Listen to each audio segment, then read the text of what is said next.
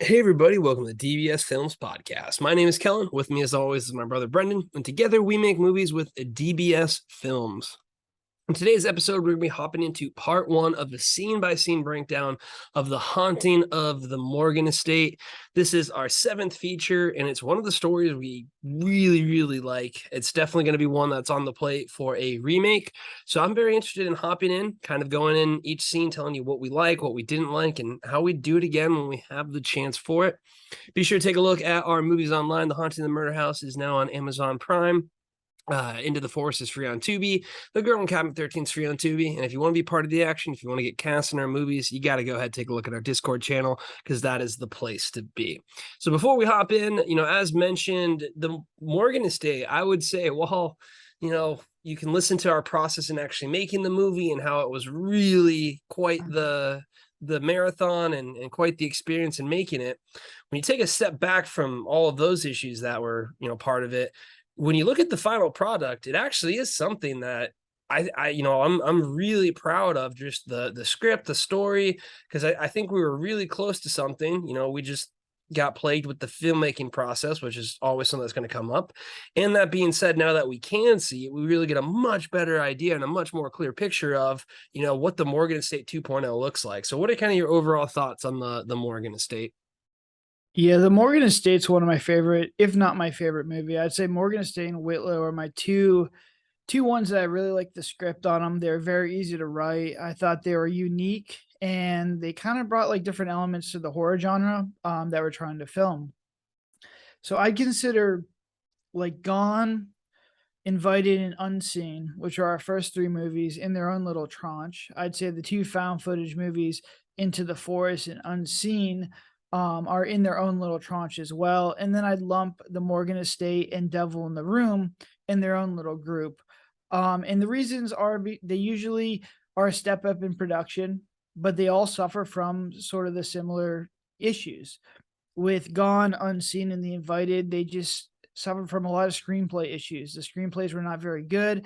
We were just, starting out with production, so they had a lot of pacing issues. The production quality wasn't very good. There wasn't a lot of redeeming qualities in those movies. With the two found footage movies, Into the Forest and The Suicide House, we started to learn how to actually tell a story. We had some backstory. We paced them properly, which is the most important thing if you're an indie filmmaker. And we started to get some scares in there to, keep the audience engaged. Were the scares good? No. But the production also was a little bit better. And I don't even know if it was better. It was just with found footage movies, a lot of the audience will forgive a lot of production mistakes. So the fact that they were found footage, people weren't really complaining about the audio or the camera because they were found footage, allowed us to get feedback for the first time on story. And then we had Morgan Estate and The Devil in the Room, which in my opinion are step up in screenplays, as well as production value. We shot with nicer cameras. We had more cinematic lenses. That being said, there was just a lot of issues with production. And honestly, I think for both these movies, The Devil in the Room and The Morgan Estate, this was the first time where I felt the production value that we had was not keeping up with the quality of scripts that we had. So that was a huge issue. We just weren't getting the coverage that we needed. And when we went to the editing room, there's just a lot of mistakes and a lot of issues that came to light, which made these movies very, very difficult to edit and to essentially tell the story. But like Kel said, if you go back and watch the Morgan Estate, the story's there, there are beats there. It's just not done very well.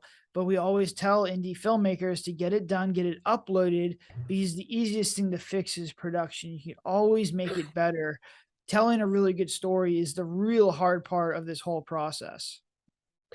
Completely agree. And I think that's why, in watching it, revisiting it, you just really kind of see it very clear, in my opinion, of like, oh, if only we just did X, Y, and Z, there's a banger of a movie right there. So we're going to go ahead. We're going to hop into the intro scene to give you guys actually a full idea. Go ahead and pause this if you want to do a spoiler, because basically the idea concept is of an up and coming politician is seeing one of his campaign managers. So it's kind of like a little secret affair that they're having before announcing it after the campaign is over. And they end up having a retreat. There's basically a mystery, and essentially, through a ghost premonition of someone who was murdered in the intro, it is revealed that that politician boyfriend is the one that killed the intro person that we see. So basically, nice little mystery that's solved by our campaign manager as she's making her way through the story and the mystery. Again, there's a lot more stuff that you can do to kind of spice that up, but that's the overall concept. Really good mystery thriller. And our intro, I think the concept itself is really, good in the sense of someone escaping there. I think, now that I'm looking at it, the biggest issue is that you don't actually see someone chasing too much, which the issue is like, it's not really a cat and mouse. It's just kind of like a mouse running around by themselves. But basically, we have our intro girl making her way out of the house trying to escape, and then she unfortunately catches a knife to the stomach. Again, I think the overall concept's there. I just think the execution, it's pretty bland. Yeah, I think it just goes back to, production wasn't keeping up with the script. I think this is a great intro. It's short, it's sweet. All we needed to do was show that there is this girl, she's frantic, and somebody is after them. And we do this through shadows and we do it through noises, but it's just not shot very well. The acting, leaves a little bit to be desired. We're not getting that frantic pace that I really wanted. And that's just me not being able to direct them properly. I remember this was a pickup and we were running very late. So we were just kind of watered down this version a little bit. But, we just need the actress to be super frantic, to be super scared, to be moving around. And we have to make it clear that something's after them. We don't really want to show what's after them because we want to keep it paranormal. Is it a ghost? Is it a person? We don't know who it is. We want to keep that mystery element. We could have made it longer. We could have had her try and go for the phone, and we could have just had really drawn this out a little bit more. I think it's a good intro scene, but eventually she meets her demise. She gets stabbed. The unseen drag pool would have worked really well here. We could have done the one where, she goes out in like an open hallway and gets yanked into like another room, would have been another good one in here. So maybe the knife stab wasn't that good. Obviously, the special effects once again leave something to be desired. But for the general concept and the pacing of this intro, I thought we did a good job. Like, you can see what we were trying to do. Do we execute it really well? No, but the general concepts of storytelling and how we do these intros, you're starting to see progress. So I was happy with this. It was just enough has just enough mystery element to keep you engaged. And the watch rate, people watch this intro and continue watching the movie, which you've heard me talk about this before. If you're getting paid via AVOD, which is advertising video on demand, you need people to get punched and get into your story through that intro hook and just essentially watch the rest of the movie. So this intro hook, while it was watered down, it did its job and it got people to the next scene in the movie. Yeah, I really do agree. I mean, again, I think another thing to mention here is this, I think, is also something, and to kind of pause the scene by scene real quick, because I think it's a good time to mention this, is we're just improving the format so much more now. I mean, by this time, we had understood with the Into the Forest and the Suicide House to really kind of reiterate the plot. So I think we have a very clear plot, but also the biggest thing is, like, by this point in time, we know what scenes are going to hit and what scenes are going to move. Can we improve from what we see now? 100%, and we do. But I think real quick, like, you're starting to see the experience shine through. And do you want to talk about how, like, once you start having so many movies under your belt, you just are kind of thinning in that formula that is going to work. And the thing that was missing, as we mentioned, is kind of the production element of it, which again, you just need more reps, but the concepts are really solid there. I think you mentioned it a little bit, but I think I just want to point out again why we say experience is the best thing you can do, because now we can easily point out these issues. And the first thing we fix is the concepts or the ideas being really solid. Yeah, I mean, if you just look at the intro, we've done at this point, this is what, our seventh movie. So we have 7 intros. I think the Invited intro is really bad. The Into the Forest intro is really bad. So we look at the mistakes that we made in those movies and we're like, all right, we're just not going to do this again. And then we looked at the ones that are really good, which is Whitlow and The Unseen were very good intros. And even Suicide House was pretty decent. So we're like, all right, what makes those good intros? So we're going to try and, replicate those or make something similar, and we're going to avoid the pitfalls. And you really only know that until you've made a lot of movies. It's just like you have to get your reps. You have to go with what works and avoid the pitfalls. You hear me say it a lot of times. I think a good movie is just, it doesn't need to be great. You don't have to have a great production. You don't have to have great acting. You just have to avoid the pitfalls. You cannot put yourself with just scenes that take the viewer out of the movie. The minute you fall into one of these pitfalls and your viewer falls out of the movie, they're going to stop watching and your movie's pretty much done at that point. So you can make a very solid movie and it will do very well on all the sites, all the review sites, and it'll do very well with distribution. And that just comes from having the experience not to make those critical mistakes, to not fall into these pitfalls where people are going to turn your movie off, or the pitfall is so bad that people are just going to review it and give you negative reviews. Yep, that's really something that, by this time we've kind of been able to fill that up. So I would say another thing that we've improved upon, and this is a very key element to the movie, is the character development. And I think this is one of the better character developments because we do have a lot of movements. Now, on the downside of that, which you talk in production, is it took forever to get those, and we definitely have a different way of approaching it and we can improve upon it. But you have quick movement, you establish he's a politician, you establish our character of Meg is a good go-getter, she's ambitious, and then you have a really good turn where the door closes and they start making out and it's like, oh snap, something steamy's here. So literally from 2 minutes in, you have them being interrupted from Karen. And I think this is one of the better ones. And I think the motion has another element, but I think it goes back to what we were just saying. We understand that you have to be quick and not tell. I mean, you look at this character development compared to The Unseen, it is night and day. Yeah, I think we did it really well here, which is a shame because later on in the movie, we don't do it well. We fall into the pitfalls that I was discussing before. This is showing what the characters do. You see Eli come in, you see, he's talking about what his goals are as a politician. So you see he's a politician, you see he's up and coming, he's hungry. You can kind of see his goals, and we made it so they kind of align with he's like a good guy. Then you see Meg, and she's like commanding people. She's talking to Karen. It makes it very clear that she's also a young go-getter. So it's like a power couple. And then you introduce like their romance scene. And all this stuff isn't with them turning to the camera and explaining it or heavy dialogue scenes. These are oneers. The first shot on the first floor is a oneer. The second shot is a oneer as well, up until they go into the office scene.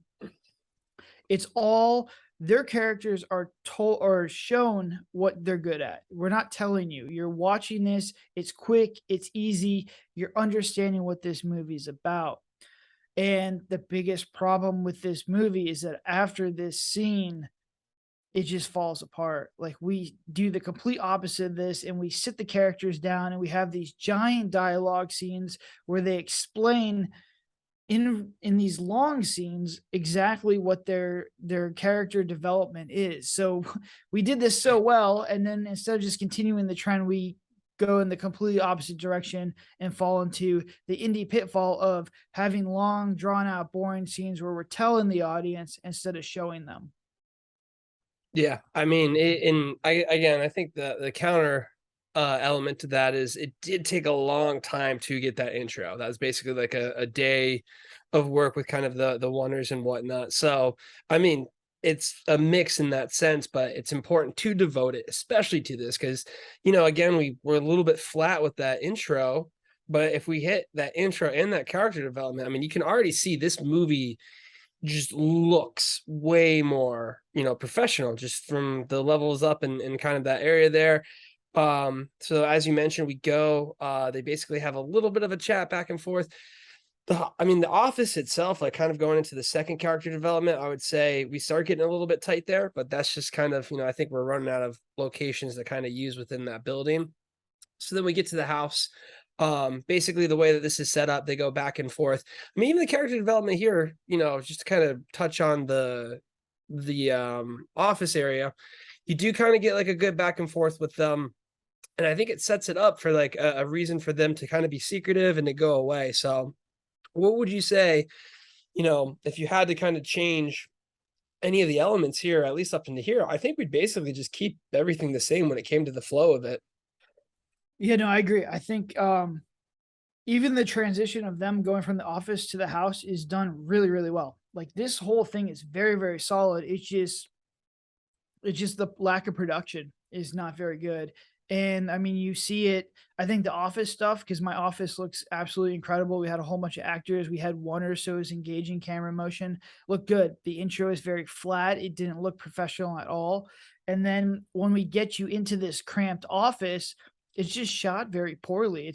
You're shooting against walls that are one color, and it's very static on the tripod, and you have back and forth. I don't think there's a wide in there, so you're going from a very flat intro to a really dynamic scene, and then you're going back to a very flat, boring scene.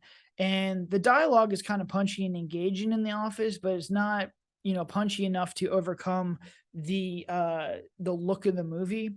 So if I'm just watching this movie on Amazon, I'm like, all right, this intro is very amateur. This is probably an amateur movie, but it's kind of got my attention. I want to see the next scene. And then you see this crazy, double oneer sequence in this beautiful office with all these extras and stuff. And you're like, all right, well, maybe this is a great production. And then you go into this office and you're like, no, this is amateur city. The sound is off. It just doesn't sound good. You're like, all right, this is your typical indie movie. So really the people that will continue watching this are, just intrigued by, where we're going to go with this, but I don't think they think it's a good production.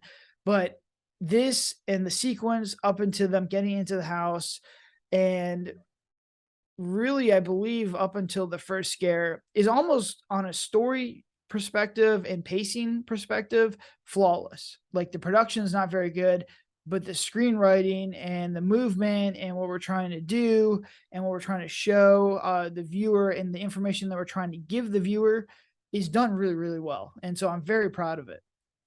Yeah, I mean it's solid, and I think that's again when you're just missing on production, it's so much better still than missing on story and production, which is typically the case.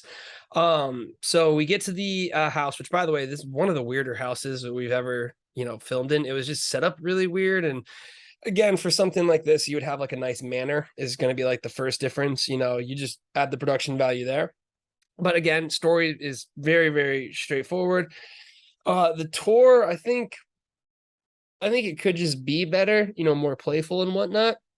But I do want to mention, them essentially doing the character development phase two, because if you really look at it, the from the walk in to they get there until the first pop scare, you basically have about 7 minutes of character development. So we space it out really nicely still. I would say them doing the tour and talking is kind of the weaker one in my opinion. So up until that first pop scare, we'll talk about how we kind of switch that around, of them getting into the house, walking around.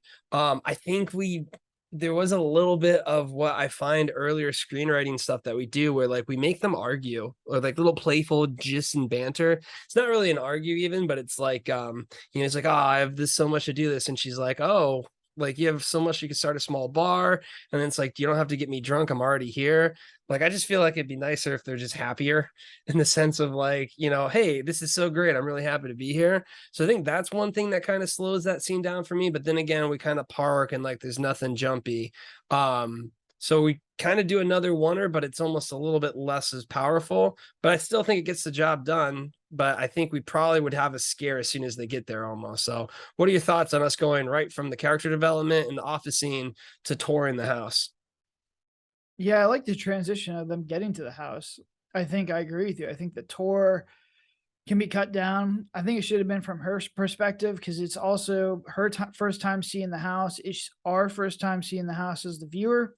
I don't think you need this cheesy dialogue. Like there's just a lot of stuff where it's like stick to Occam's razor. Like, just really try and, if the dialogue, every single thing that they say needs to be pushing this movie forward. If they're, if they're saying just random stuff that could be cut and it doesn't affect the movie, then don't say it.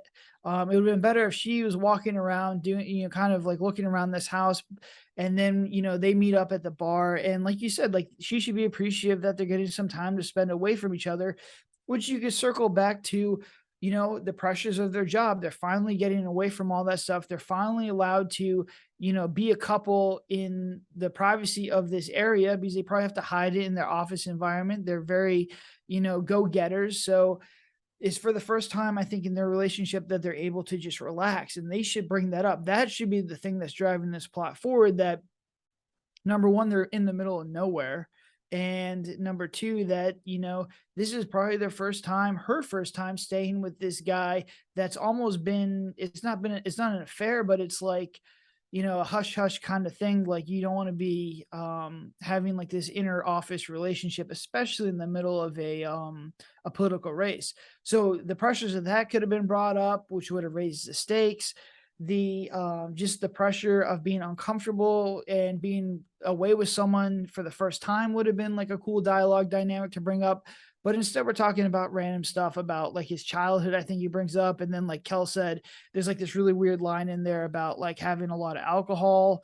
So, like, once again, if what your characters are saying is not driving this plot forward, then you got to remove it or replace it with something, like I just said, that drives the plot and just really pushes this movie forward, because you only have an hour and 20 minutes to really tell this story. Completely agree. And this goes kind of into the next scene, which is our first pop scare. But the reason I kind of want to break for this, so, they talk a little bit. You kind of get a little gist, they're like, oh, like they throw the cell phone down. But yeah, you could definitely really hype that up a lot more, where they're excited to see each other. But then we have our first scare, which is her walking up into the attic and seeing Jake. And before we hop into this scene, I do want to point out that this was by far one of the biggest things that I point to the benefit of doing your own editing and just really being used to editing, because we really salvaged the flow of this movie by moving this pop scare up. And I'll highlight again when we get to the pop scare, but basically we had them unpacking, which is another scene of them talking. Then we had her walking around the house again. Then we had them, and we'll get to this couch scene and we'll talk about it in detail, talking some more too. And then we had this pop scare. We basically moved it up about 7 minutes. And if we didn't do that, then we would have had about a 15-minute downbeat of this dialogue without anything horror or scary related.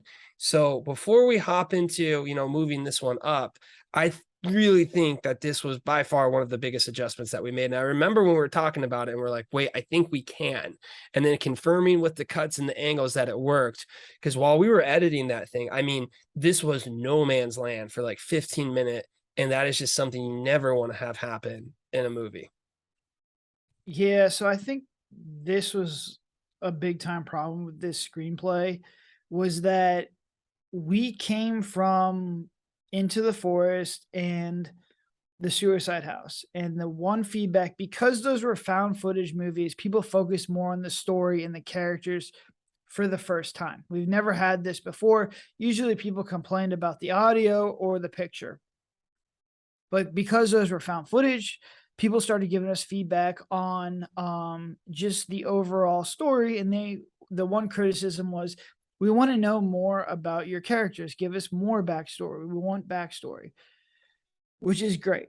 And we took that to heart. And I was like, all right, we're really going to give a lot of backstory in this movie.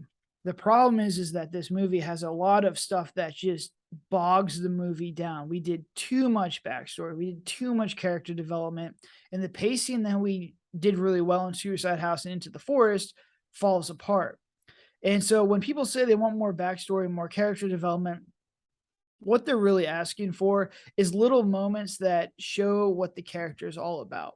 And you can do this through showing the audience instead of sitting there telling. This whole movie from here on out, the big time character development scenes are them narrating to each other, and to the camera and just telling you exactly what's going on.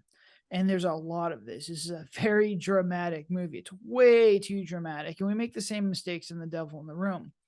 But if we weren't able to move this scene to get a horror pop scare, the viewer would have no idea what this movie is, because you're literally getting hit with 15 minutes of heavy character development that would just bore anyone.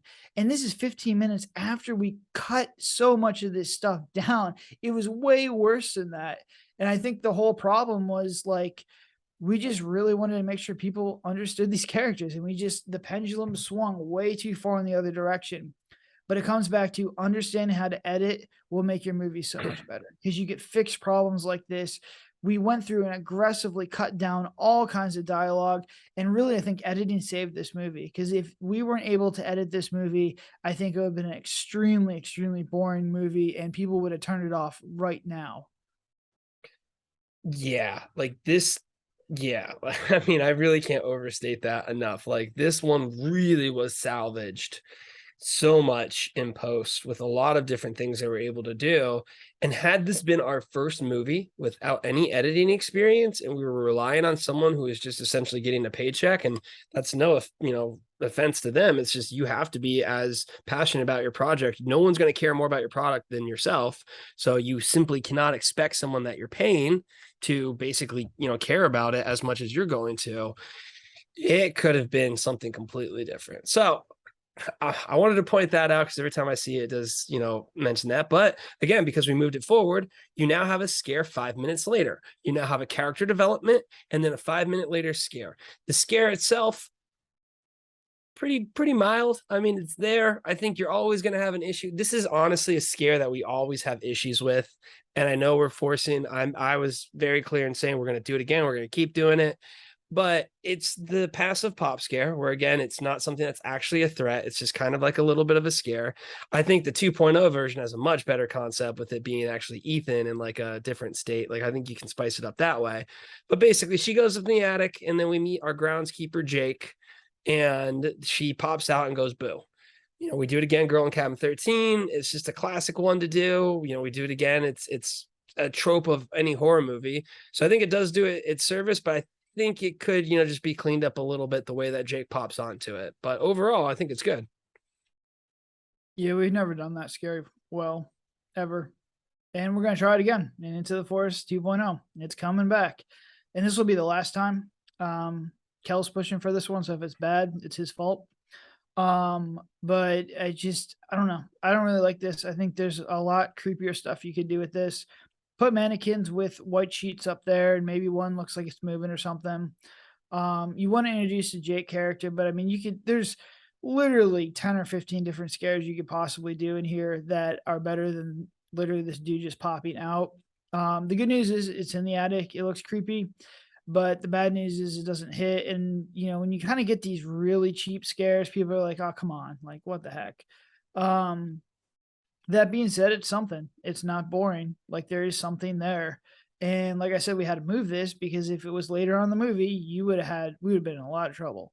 So now you get a pop scare, you get people on edge, and you get to introduce the J character, and you have like a little semblance of like backstory who the J character is.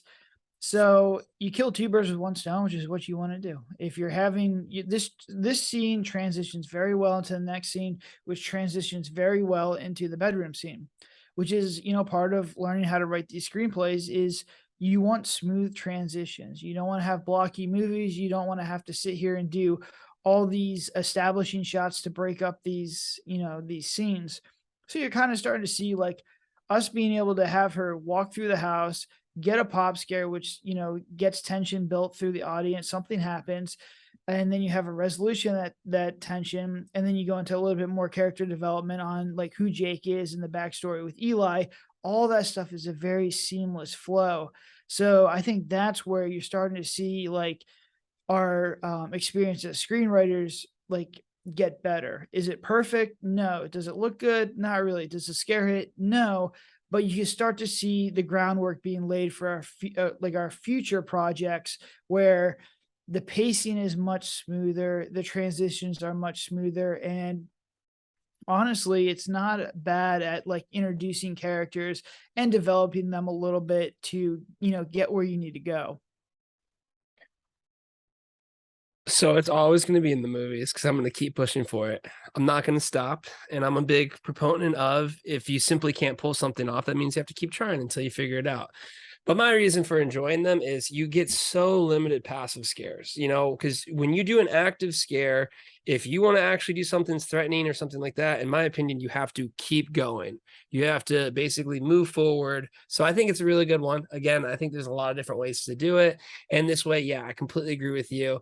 At the end of it, you almost kind of get this, well, that was really cheap. I mean, I always point to like Pet Cemetery, the remake, where literally you cut to a truck outside, and like after that I was kind of laughing at it. So hey, it's a trope that happens. I think the nuance is how you do it in a way that you don't feel ripped off, and that was totally ripped off. And speaking of ripped off, let's talk about my boy Jake, because that was one of the characters that really got converted from like what I originally had wanted, in the sense of like he was more of like a Frank Underwood like mastermind, kind of like he took care of the entire estate.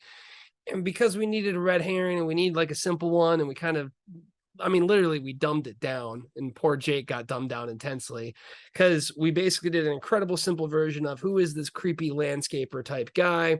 And I think another thing that ends up happening because of this is, that he's just, all of the scares are her randomly bumping into him. So it's kind of takes away from it. But what are just your ideas of Jake as a character, not only of what Jake represents, but also of the menace, the suspense? I mean, we basically tried our very first like red herring twist plot here.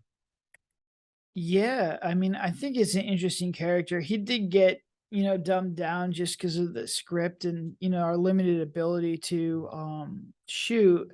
But he's supposed to be like a Mike Hermantrout character from Breaking Bad, or the right hand man of the Kevin Spacey character in House of Cards. Like he's supposed to be the cleaner. Like if something bad goes wrong, no matter what he has to do, he'll get it done. But he's supposed to be intimidating. He's supposed to be intense. He's supposed to add in like a little bit of stakes as far as he doesn't like this girl, and he's kind of got like this mysterious element to him, but he's not friendly at all. And, he just looks like he's going to kill you, is like what we wanted. But instead, it kind of just turns into this guy doesn't really talk much and just kind of like looks at you. So, I mean, that's like, it's a production mistake. It's a casting mistake. It's a screenwriting mistake. It's pretty much all the mistakes wrapped up in one. But I mean, like, once again, we upload this, is very easy to fix all those mistakes because now we see them from a top down level. And like, honestly, they killed it. He did a really good job later on in the movie. So it's pretty much just my fault all around to, have this character that was really cool in our heads. And then it just didn't turn out like that in the movie, which I think honestly is an indie pitfall. I think a lot of screenplays or the character that you have in your head just doesn't translate to the on-screen appearance due to you just not having enough experience to direct the actors in the way you want them to be directed, to be able to pull off it in production, and to be able to write it. How you write something and how you're reading it in your head usually comes off completely different than, actually being able to shoot it. And I think the definition of an experienced director and an experienced filmmaker is the ability to take what's in your head, write it on a screenplay so everyone understands it, and then shoot it. If the movie is turning out like what you had in your head, then you're getting an experience and you're becoming an experienced and better filmmaker. And it really took me up until probably The Murder House was the first time I was like, all right, this is the movie that was in my head, and we translated it to film. Girl in Cabin 13 was almost there. There were some scenes in there that just turned out completely different than what I thought they would be. And Shapeshifter turned out to be what I had in my head as well. So I'm getting to that point, and that's honestly the point you want to be at as a filmmaker, because at that point, it's like, all right, if you make a bad movie, if the movie that was in your head comes out and it turns out to be bad, well, that's just a story issue. And the story issues cost no money to fix because that's just a screenplay. You just had a bad story in your head. And I think a lot of indie filmmakers have good stories. They just don't have the ability to communicate their vision or to translate their vision to a screenplay, to translate their vision to actors, to get the idea that's in their head out onto film, because it's just extremely difficult. You're going through all kinds of avenues to get this done. But I think that as an indie filmmaker is the point you got to get to, because then at that point you can really hone in on your screenplays, because that's the only thing. If you make a bad movie, then the problem was the screenplay. It wasn't anything else. Yeah, I really, agree on basically that outlook and that concepts there. And this is why I think we're really starting to enjoy, rewatching these movies, because it's basically there. It's just things to highlight and things to learn not to do. Speaking of things to learn not to do, um, the couch scene. So basically, as we mentioned before, we just wanted to really instill what was going on here. And also try and make the characters likable, I guess. I don't know, I guess we're attempting is really the way I do it. But we cut a lot of the words already down from this, but basically they go from walking around, exploring the house, then they walk around some more and they find a photo album. Now, I think the concept of a photo album is good if it's interactive, but again, it was like a random photo album. I think of like maybe we had some of the old actors' photos, like actors' old photos in there. I mean, there's a few things that we tried to make, but clearly without having the production of something that maybe looked a little bit, like a fake high school book, I could see kind of maybe being interesting if you're highlighting those photos and things like that. But with that being said, it just was a painfully slow scene. It was on the couch. It was very static. We had to have it because it highlights the brother, because we didn't talk about the brother. We didn't talk about what happened to the parents. So we had to have the scene for the most part. We basically took out everything non-critical, but it's just a back and forth scene. And like, unless the dialogue is really intense or juicy or whatnot, they should be doing something. And I think this is one of the more painful scenes of the movie, just because it to me, it's what not to do in a downbeat. Yeah, so I mean, this is the importance of uploading a movie. We do two basic character development scenes in this movie. We do one absolutely terribly, which is this. They're sitting down, it's filmed poorly. There's a ton of dialogue that doesn't make any sense. But then in the next couple of scenes, we do one that's actually really good, where they're actually cooking food and the dialogue's punchy and they're doing stuff and it's dynamic and it's quick and it's easy. And that's a good example of doing how you're supposed to tell character development or create character development. The couch scene is how not to do it. But the fact that we uploaded this, we could look at that and be like, all right, never do this again. Let's try and focus more on this. And that's the power of being able to just upload movies, get reviews on them, get feedback on them. But the most important feedback is just you watching them, you being able, being the most critical feedback that you're going to get. So this character development scene, once again, we're trying to really make sure people, number one, like these characters, and number two, understand their entire backstory. We went so deep on backstory, it's just absolutely ridiculous. And this scene probably was even longer, and we cut it probably in half. So what you're seeing, as painful as it is literally we cut it down to the bare bones. But it comes back to Occam's razor. What is the point of this scene? The only point of this scene is to show that he has a brother, right? So this could have been done by her walking around as a oner, picking up the picture and being like, oh, who's this? Boom, this is my brother. This is his backstory. He's the black sheep. Move on to the next scene. Much easier, much better, little bit of dialogue, but you get what you came for, which is he's got a brother. He's the black sheep of the family. Eli doesn't really want to talk about it. Move on. And that could have been accomplished in a much more engaging way. They could have been walking and talking, could have been a oner. There's a lot of cool ways to do it, but we chose probably one of the worst ways. But once again, we uploaded it. It's a learning lesson. We learn from it, and our movies are much better because we made this mistake. Yeah, no, it's so true. Just to kind of highlight again the experiences that you get. And here's something that I really want to point to. All right, that was a bad downbeat. We had two good ones already. We had two character developments that are good. And you literally, if you watch our movies, they start going from more bad and little good to more good and less bad. Because we go right from this poorly done downbeat, again, of like them sitting and talking, to what I think is a very good downbeat, one of our better ones, the dinner downbeat. So basically we have them, they're making food, she's getting ready. The dialogue here to me is as good as it gets in the sense of like what we provide. Like you talk about it, it makes sense. They're up and coming. I actually like them here. This is probably the one time that you actually like them talking in the kitchen. And now that I'm like, oh, the dinner montage is also really good. Well, to be fair, the dinner montage had lines that we just cut, but that again shows us Occam razors because I wouldn't do it any other way. I don't think they need to talk, just a little cheers at the end of it. But this is something really good. I mean, I'm already liking what you were saying about how this should be them like finally feeling like a couple for the first time, so you could make it more fun and less formal. But like with that being said, I mean, I'm talking about him wearing a tie. That's exactly what I'm referring to. But with that being said, this exactly shows you go from a bad downbeat to a good beat. The dinner will work. Them cooking together will work. Like I just feel very confident if we ever do another dinner scene. Yeah, I mean, just to look at this, this was a great downbeat. They're actively doing something. It's engaging. The dialogue is upbeat and fun.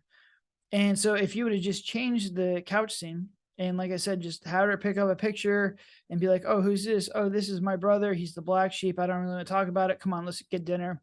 And then you cut right to this one. Then you're in good shape because now you can sit here and you're talking about their dreams, their goals together.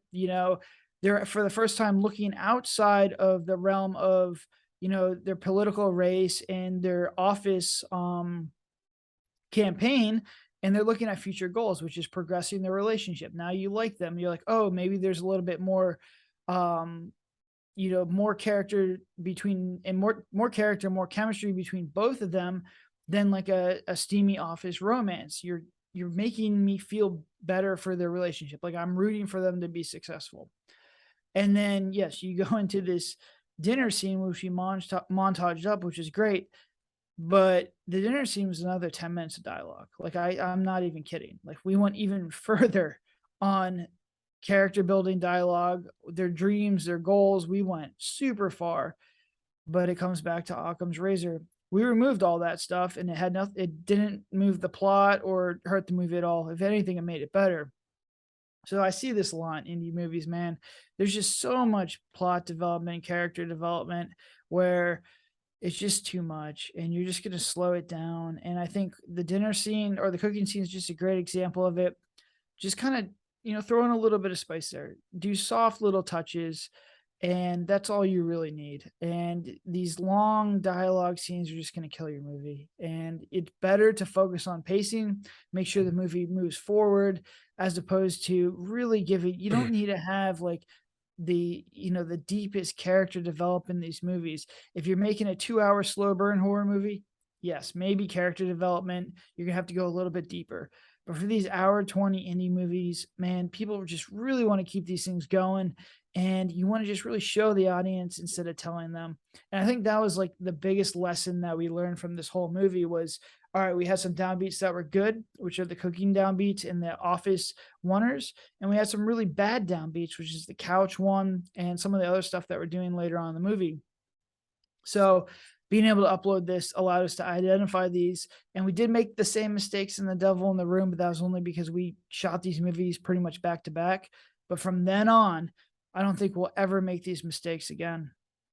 Yeah, and that's how you get better. I mean, you suffer the same things in the two bunch that we had with the Into the Forest and the Haunting of the Suicide House, and you suffer the same things that we had with the Devil in the Room and the Morgan Estate because they came out in the same batch and because we couldn't sit down. And moving on, I think we have I'm gonna give it like a lukewarm, just because again it's well executed in the concept idea, but just the way it was done and the angles, and then again the scare is pretty cheap. Power goes out. They have to light candles. They walk around. Realistically, I point again more towards a production thing. Like, she should have had the candles up at like spookier stuff. If it's like an older abandoned manor type thing, there's mannequins possibly. Like, you spice it up that way. We kind of did what we had, so I can't take too many points away from it. The concept's there, but then again, you do a really cheap pop scare, which is him putting his hand on her, and like you were saying earlier, you only do that more times before like your audience just gets angry at you and it's just like, stop doing that. Like, I want some tension. I don't want to just be, people like tension and a payoff. People don't like just every single time you do a pop scare.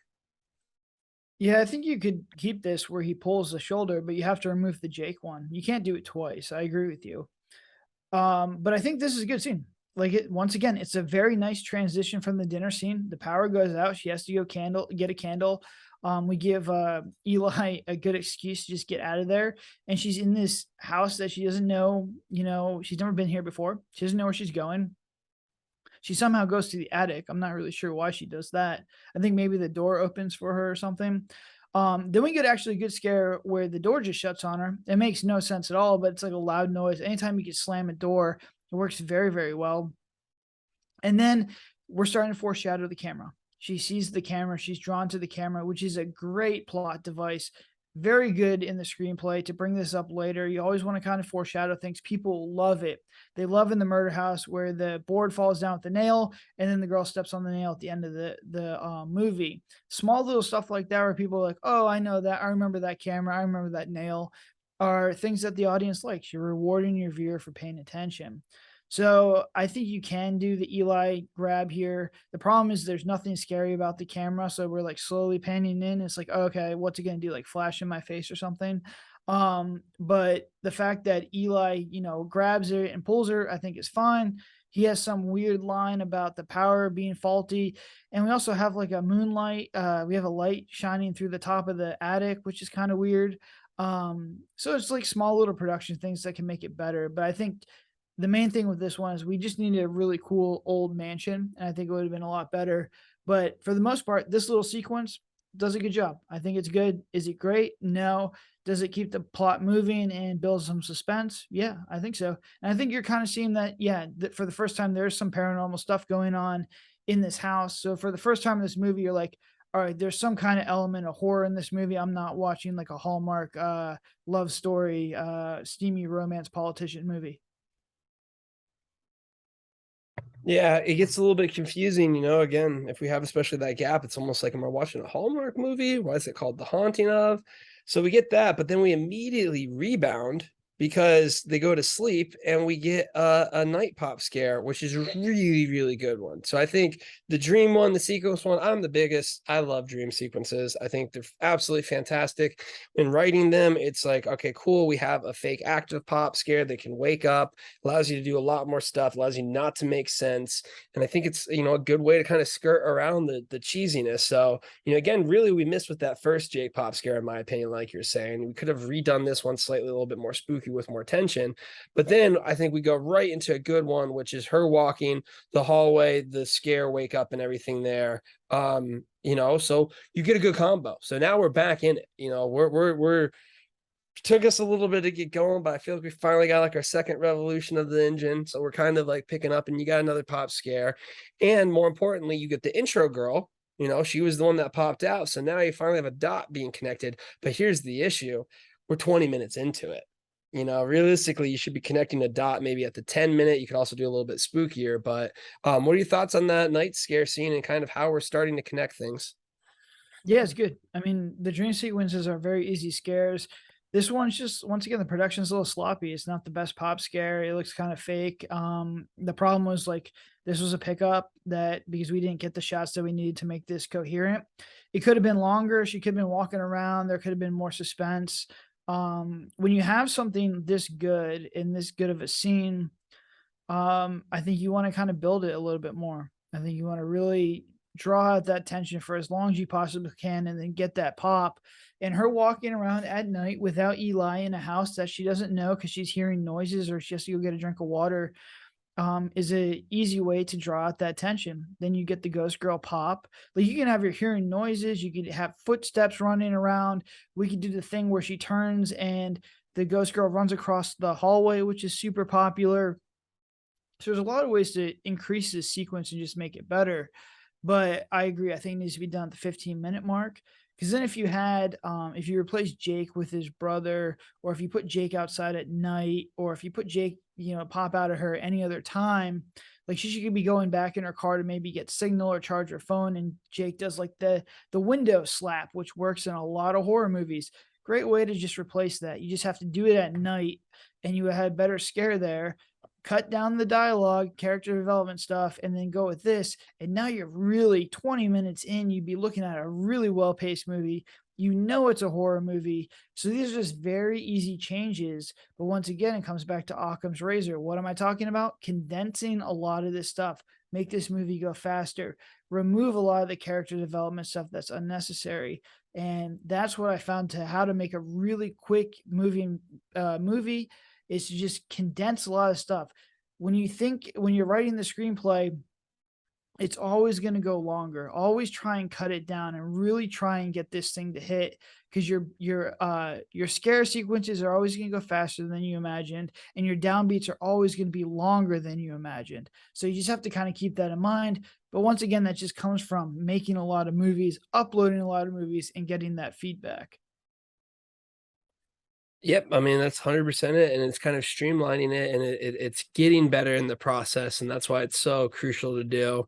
So we get the next morning, they wake up, a good cut to it. We get our boy Jake, he shows up, whispers something. This is such a funny character. He whispers something in Eli's ear. Eli basically has to go. So, I mean, honestly, we're progressing the story there, and then you have the montage of her looking, and basically she goes up and finds the camera. So nothing quite happens. I think, you have the disturbance of the knock could be a little bit more, it's supposed to be a little bit eerie, but it's not too much there. So I would say, we have a good story progression in the sense that they mention it's my brother, it's Ethan. So it's like, oh, I gotta go take care of Ethan, all right, well, whatever. She does a montage, and the good thing with montages, even though it's a downbeat, something's happening. So, you're kind of like, okay, she's doing this. She goes up and she finds the camera. So slightly interesting. Again, I kind of look back to like the candle scene. It's lukewarm, it's there. It serves its purpose. You need to have it. Is there anything spicy about it? Is it shot in a good way that's like dynamic? No, but I don't think, you're going to basically have the same type of events pull. Like you're going to have basically the same process here, I would say. I wouldn't really kind of change it too structurally again. Yeah, I think it's fine. I wouldn't change it. I think if anything, I cut it down a little bit, but for the most part, I think it's cool. It's engaging. Like you're showing that, like what are the goals of what we're trying to show right now? Number one, we're trying to show that she's, even though they're on vacation, she's still doing work. So she's a go getter. We want to show that Eli's having troubles with something mysterious, which is what Jake brings him in. He's like, hey, my brother's in trouble. I got to get out of here because we got to get Eli out of this house. So then we show that, she is trying to vacation and she's drawn by this paranormal element, which is the closet door, because I believe it opens. So now she's getting back drawn to this attic area and she's trying to get back up there. So there's something leading her up there. So there's your mystery element. And then she finds the camera, which is the key object in the movie. And, she's curious. She wants to try and see like what's going on here. So, I think this is done well. I think it could be shot a little bit better. It could be acted a little bit better. There's a lot of stuff on my end that I didn't do well. But for the most part, I keep all this stuff. I think it's fine. It does exactly what we're trying to do. We're showing the audience instead of telling the audience. And I think it keeps the plot moving forward.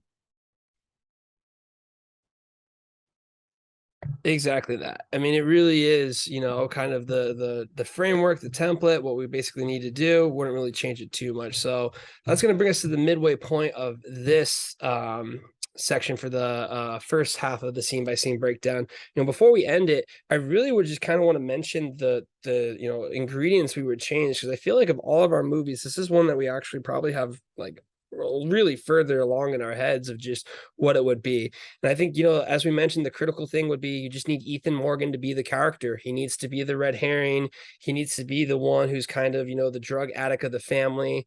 I think the big things you change would be you have a nice manor or mansion that's out there. Ethan's actually there because he's on like a bender and whatnot. So the first run in is really scary. Ethan thinks someone's breaking in, so he's intense. Eli, or Meg is like, what's going on? There's a drug addict like broken into here. So there's kind of a standoff there. Then you can bring up Jake in kind of a different dimension and a different degree there. And I think the other big thing that we mentioned is she needs to have like a friend. She needs to have someone that calls her, someone who's like this, because one of the angles could be like, is it really a boyfriend and girlfriend thing? Is this a relationship? Is he just stringing us along? And she can kind of be that reason or that wisdom, especially as you get further along in the plot. But I think adding the friend and adding Ethan is literally what will just kick drive us and be able to push different things there. But again, we haven't really thought too much on it, but I just think those were kind of the major ones that at least I took away from the plot. Yeah, if I was going to rewrite that, I'd do exactly those things. I would just remove a lot of the character development stuff. It just slows down the movie. I just add in more scares. I'd add in the brother character, I add in the friend character, and really turbocharges as far as like the scare sequences. When tension, starts and the sequence starts and it was like mysterious or scary, I draw it out longer. I'd have a better pop. Once again, it just comes back from production value, but I really go Occam's razor on this one. I think he could move a lot quicker than it does. I think we know enough about these characters that we don't really need to dive too deep. So, I agree with everything you said. I think this is the way you kind of make this script better. And I think, having an old estate, a really castle kind of looking politician's house that's been in the family for 300 years. It's sort of like the haunted mansion. It's just creepy in its own right. Would be like just something that it needs production wise, but I think you can really cut this one down, make it move a lot faster, get everything like we could write just a little bit more interesting characters. I think you can make Jake more a Mike Hermantrout character, and you can raise the stakes. Look at the stakes. I think having a Mike Hermantrout character in there raises like the life or death situation. You don't know what this guy's done before. Looks like he's killed people before. So, the stakes of that, the stakes of going alone with this politician for the first time in her life in this old spooky house is a great stake. The fact that the viewer knows with an intro hook that could be better that someone has already died in this house is a great stake to have. And what you said as far as like their relationship, is she just like a mistress or is this relationship going somewhere else? So you have like emotional ties at stake. So it's just, how do we turn up the pressure cooker a little bit on this? But really, the only way we're having this conversation right now is because we uploaded this movie. I got feedback from my friends. We got feedback from our community. We got feedback from, just random people on Amazon and, people who have watched our stuff, IMDb. And then I'm allowed to, be like, all right, look, I finished this movie. I can't go back. As a viewer, what do I think of this movie? And this right now is like where you can, bring up this critical feedback. So the next time we do the Morgan Estate 2.0, it's going to be that much better. It really is. Like, it really, really is something where, like, it just allows you to take all that feedback in, hone it in, which is why I really enjoy these episodes. So that's going to go ahead and wrap up the scene by scene breakdown. We're going to have part 2 coming for you up next. We're going to do the later half of the Morgan Estate. Be sure to take a look at us online. Be sure to take a look at The Haunting the Murder House, The Girl in Cabin 13, Into the Forest. All of those movies are going to help us out a ton when you watch them. Be sure to join our Discord channel. But until then, have a good one.